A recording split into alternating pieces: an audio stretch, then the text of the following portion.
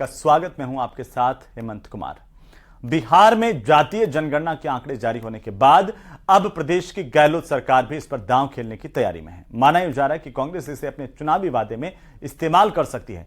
BJP में भी हिस्सेदारी के मुताबिक भागीदारी की मांग तेज होने लगी है।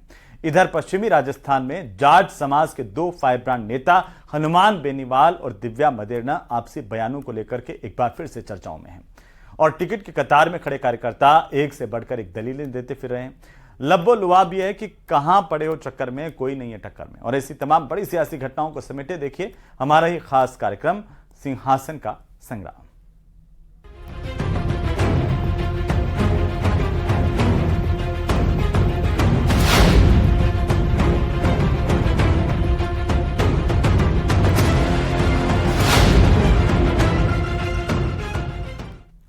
तो चलिए आज के सिंहासन के संग्राम की शुरुआत करेंगे मारवाड़ में मचे सियासी घमासान से। पश्चिमी राजस्थान में जाट समाज के दो फायरब्रांड नेता हनुमान बेनीवाल और दिव्या मदेरणा अपने आपसी बयानों को लेकर एक बार फिर से चर्चाओं में आ गए हैं। मारवाड़ में इन दोनों नेताओं के बयानों से एक बार फिर राजनीति गरमाई हुई है। पारा लगातार बढ़ रहा है। ये खास रिपोर्ट देखिए।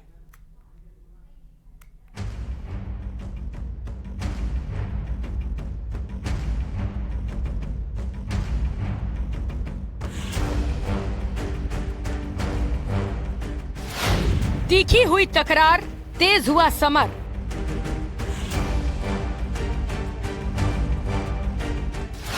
सीडी कांड को हवा देने से छिड़ी नई जंग।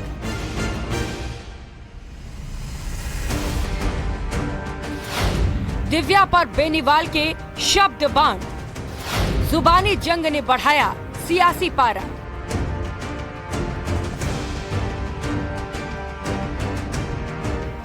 अपने नेता की एक झलक पाने के लिए सड़कों और छतों पर लोग खड़े हों, कारों का काफिला धूल उड़ाता चल रहा हो, चाहने वालों का हुजूम अपने नेता से हाथ मिलाने के लिए उतावला हो, समर्थक अपने नेता के पक्ष में नारेबाजी कर रहे हो, तो नेता को अपना अस्तित्व सार्थक लगने लगता है।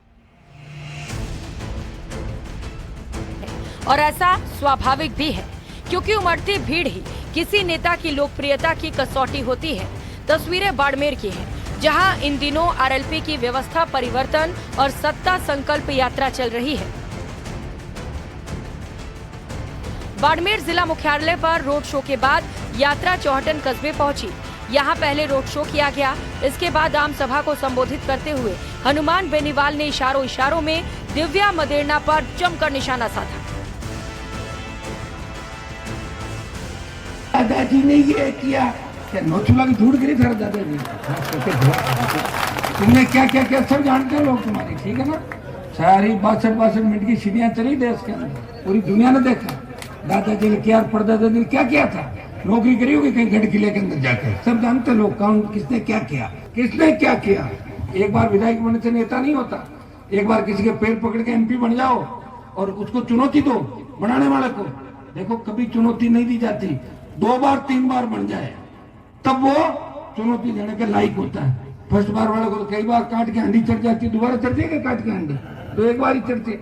मुझे चुनौती देने से पहले उन बच्चों को मैं कहना चाहता हूँ जो मुझे चुनौती दे रहे हैं, वो 18 का चुनाव सोचे। 18 चुनाव 23 का पता लग जाएगा।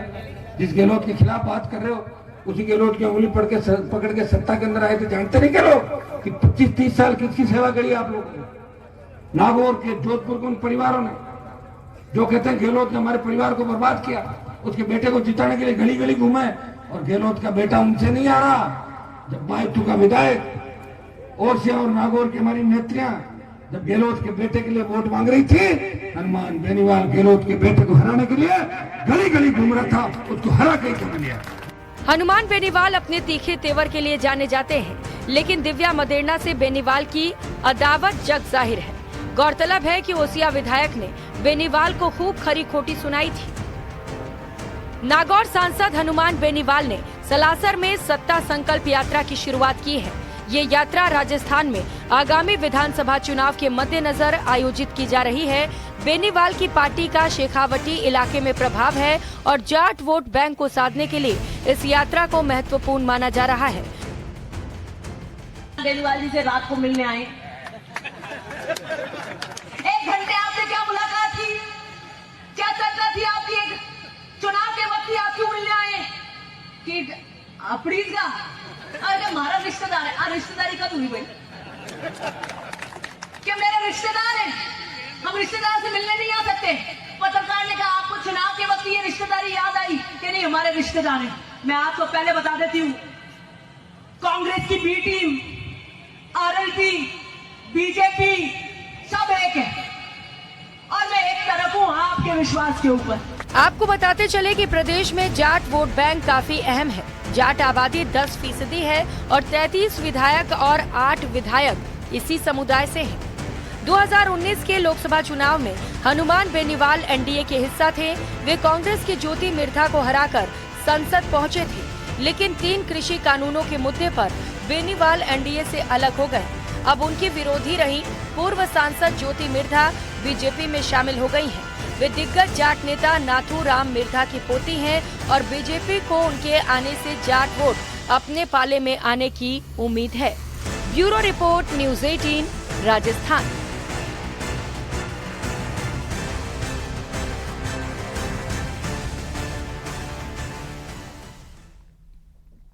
तो वैसे तो राजनीतिक जीवन हो या फिर सामान्य जीवन, हर लोगों को तोल मोल कर बोलने की ही सलाह दी जाती है, लेकिन कई बार हड़बड़ी के चक्कर में नेता ऐसी गड़बड़ी कर बैठते हैं कि बस पूछिए मत।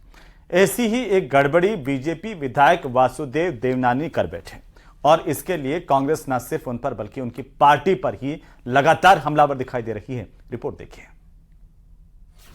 प्रताप सिंह खाचरियावास का पलटवार।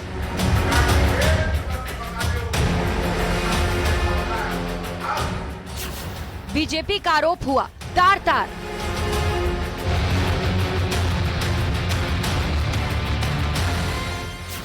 जुबान खोलने के पहले असलियत लो खंगाल। तीन मैं तो नहीं देखा पीएफआई क्या है। करे ना बीजेपी कार्रवाई पीएफआई के खिलाफ। हम जानते नहीं कौन है पीएफआई, मैं ही कौन जानूं। हर पीएफआई का आतंक से नहीं होता तालमेल।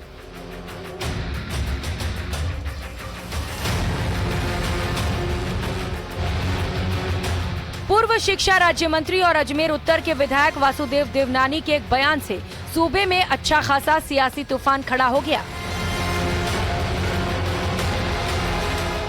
दरअसल गुरुवार को सीएम ने विजन 2030 का डॉक्यूमेंट जारी किया था। देवनानी का आरोप है कि इस मौके पर सरकार की ओर से देश विरोधी गतिविधियों में शामिल और कई राज्यों में प्रतिबंधित संगठन पीएफआई को भी आमंत्रित किया गया था। पीएफआई का नाम जोड़ने से आरोप गंभीर हो चला था।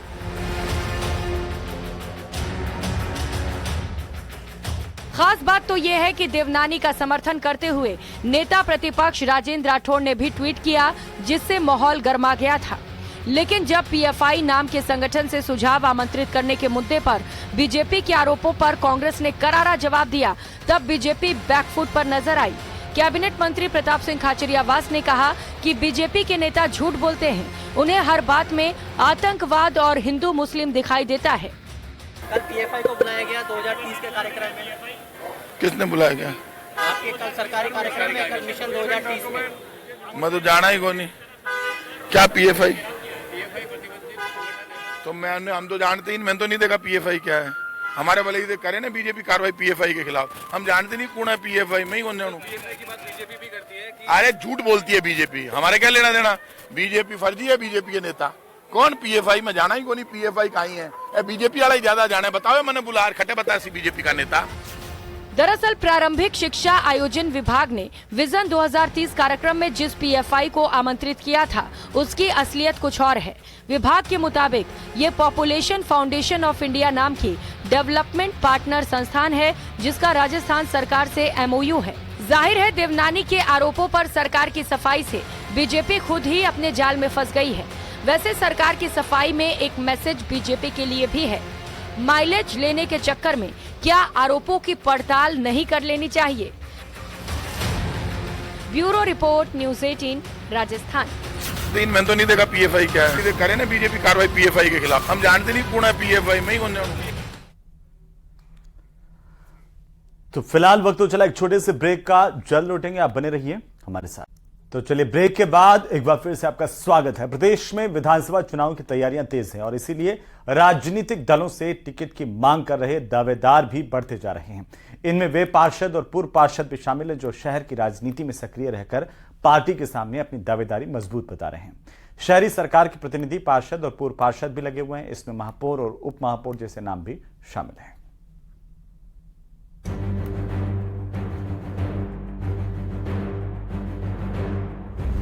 शहरी सरकार के जनप्रतिनिधियों की कतार। विधानसभा टिकट की लगा रही गुहार।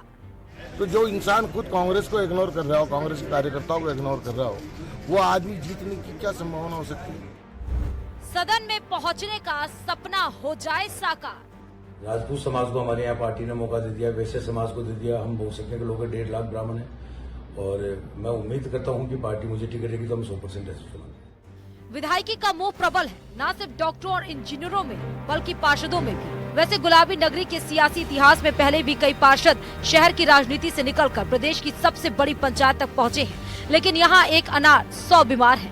जी हाँ, इस बार किसी भी दल के लिए सबसे बड़ी चुनौती टिकट वितरण है, क्योंकि हर सीट पर 1 से अधिक दावेदार हैं। खासतौर पर कांग्रेस की बात करें तो पार्टी के नेताओं ने भी अपने मौजूदा विधायकों के खिलाफ मोर्चा खोल दिया है। पार्षद उम्र दराज ने भी विधायक रफीक खान के खिलाफ मोर्चा खोल दिया है।